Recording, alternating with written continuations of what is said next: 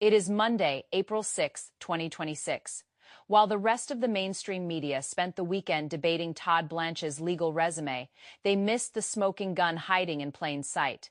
They want you to believe Pam Bondy was fired because of a contentious tenure or a private sector transition. They are lying to you. 4 days ago, on April 2nd, the 87th Attorney General of the United States was unceremoniously dumped via a Truth Social post. No farewell, no ceremony. Just a cardboard box and a silent house in South Tampa. But look at the calendar. Exactly 8 days from today, Tuesday, April 14th, Pam Bondy was legally required to sit in a chair before the House Oversight Committee. She wasn't just going there to chat. She was under a bipartisan subpoena to explain exactly why the Department of Justice has been foot-dragging, stalling, and sanitizing the Jeffrey Epstein files for over a year. The House Oversight Committee didn't just want her testimony, they wanted the names. The unredacted black ink removed flight logs that have been a protected secret in Washington for a decade. For months, Bondi walked a tightrope between her loyalty to the White House and a virtually unanimous Congress demanding transparency. But as the April 14th deadline loomed, the tightrope snapped. Sources inside the DOJ are whispering that Bondi was preparing to comply. She was going to hand over the logs. She was going to name the names. And that is why, at midnight on a Thursday, she was erased in her place, Todd Blanche. The president's personal defense lawyer, a man whose entire career has been built on one single skill, building a fortress around his client, by elevating Blanche to acting attorney general. The administration hasn't just changed the leadership, they've changed the locks. If you think this firing was about incompetence, you aren't paying attention. This was a tactical strike to decapitate the investigation before the April 14th testimony could ever happen. Tonight, Washington Unredacted follows the paper trail the DOJ is trying to burn. We are looking at the secret memo Blanche signed within hours of taking office and the desperate race to stop the Epstein Files from ever seeing the light of day. The clock is ticking, and the gatekeeper just got replaced by the cleaner. Friday morning, April 3rd, while the media was still processing the Truth Social post from the night before, the fifth floor of the Department of Justice was already being scrubbed. Todd Blanche didn't just walk into the Attorney General's office to hang up his coat. He walked in with a mission. Within hours of taking the reins, Blanche sat down for an interview that should have sent a chill down the spine of every American waiting for the truth. He didn't just distance himself from the scandal that cost Pam Bondy her job. He tried to kill the investigation entirely. On national television, the man now running the nation's top law enforcement agency looked into the camera and said it was time for the DOJ to move on. He claimed the department has already released all the files related to the Epstein saga, but we know that isn't true. Even by his own admission back in January, Blanche acknowledged that the DOJ is sitting on millions of pages of documents that they refuse to release. Documents he claims are protected by privilege. Documents that the House Oversight Committee has been fighting to see for over a year. Think about the timing. Todd Blanche isn't just a career prosecutor. He is the president's former personal defense attorney. He is the man who led the legal team in the New York hush money case. He is the man who has built his entire reputation on one single skill, shielding his client from legal exposure. By elevating Blanche to acting attorney general, the administration hasn't just changed the face of the DOJ, they've installed a human firewall. Before the midnight purge, Pam Bondy was under immense pressure.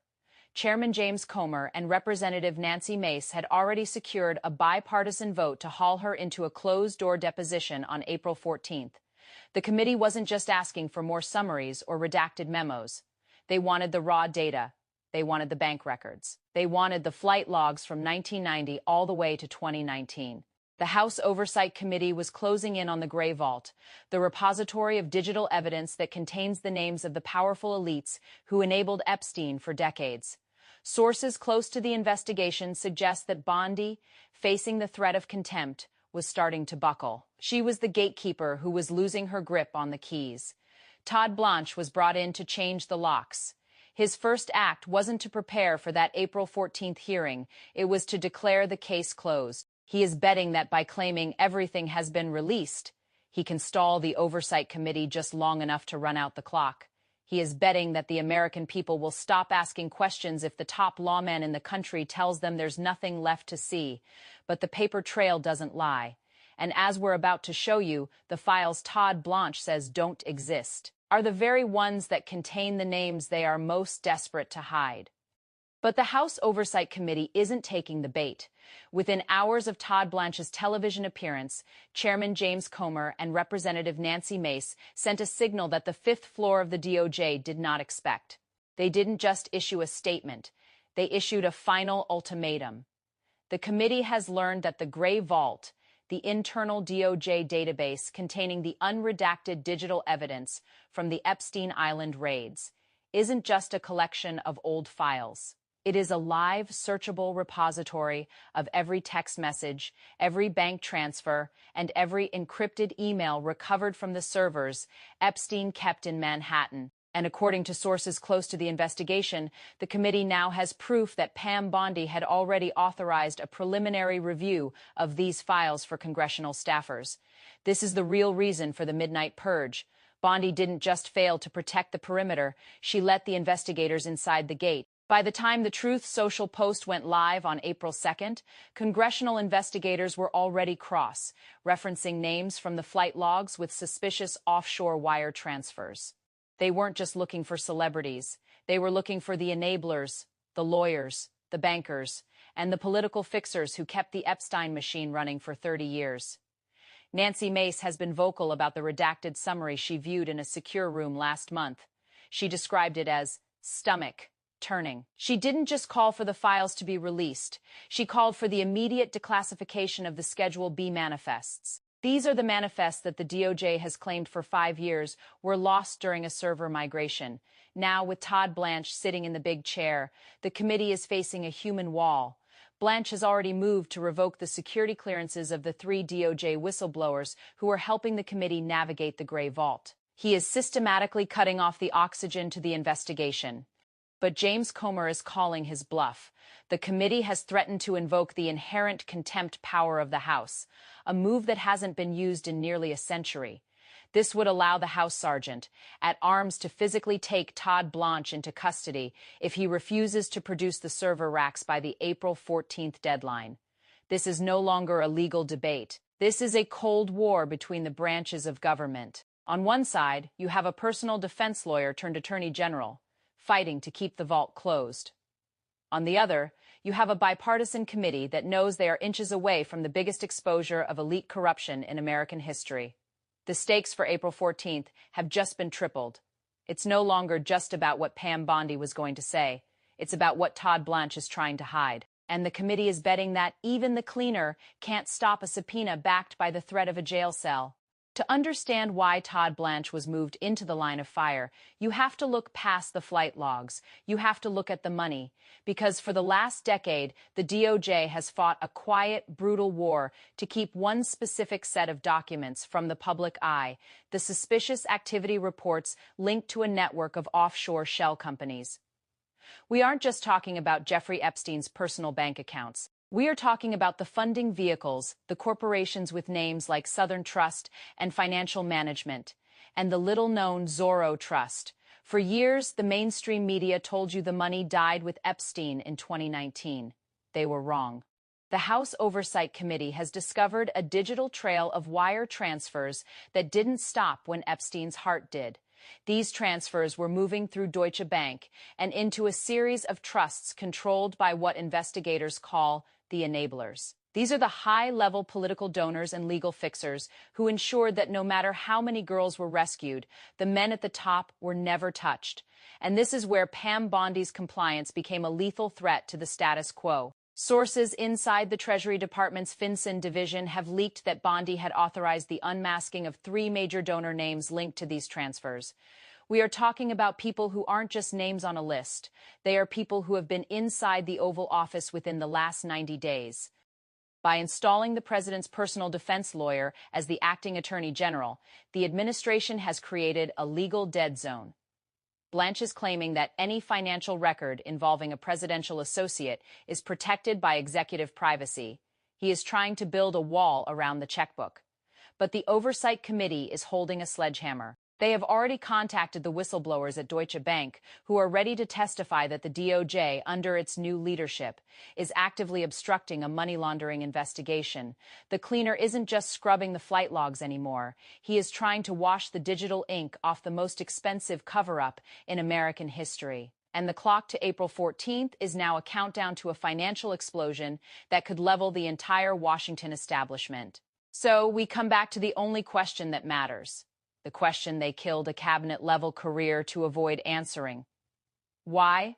Why was Pam Bondy, a loyalist, a fighter, a true believer, thrown to the wolves at midnight on a Thursday?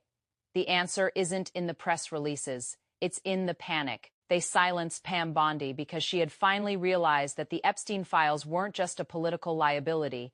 They were a criminal map. She had seen the Schedule B manifests. She had seen the names that had been blacked out since 2015, and she knew that on April 14th, she would either have to lie under oath to a bipartisan committee, or she would have to hand over the keys to the vault. She chose the truth, and for that she was erased. By installing Todd Blanche, the administration didn't just pick a new attorney general. They hired a human shield. They needed someone who wouldn't just manage the Epstein Files, but someone who would treat them as the personal, private property of the president's legal defense team. They are betting everything on the Blanche barricade.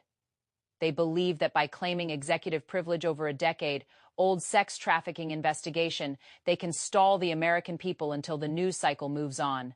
They think they can clean the digital evidence in the gray vault before the House sergeant at arms can get through the door. But look at the calendar one more time. April 14th isn't just a hearing date anymore. It is the day the cleaner has to face the music. If Todd Blanche shows up to that hearing with empty hands, he isn't just defying a committee. He is admitting to the cover-up. He is telling every American that the names on those flight logs are more important than the rule of law.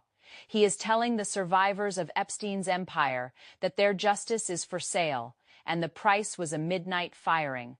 The Oversight Committee has already laid the trap. James Comer and Nancy Mace aren't asking for permission anymore. They have authorized the contempt resolution.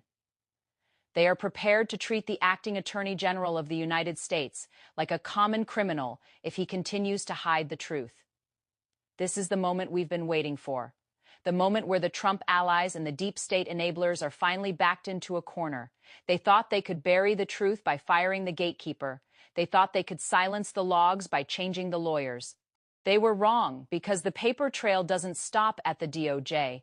It lives in the offshore bank records. It lives in the mirror images held by the whistleblowers. And it lives in the memory of every person who has been told to move on, while the monsters are still walking the halls of power.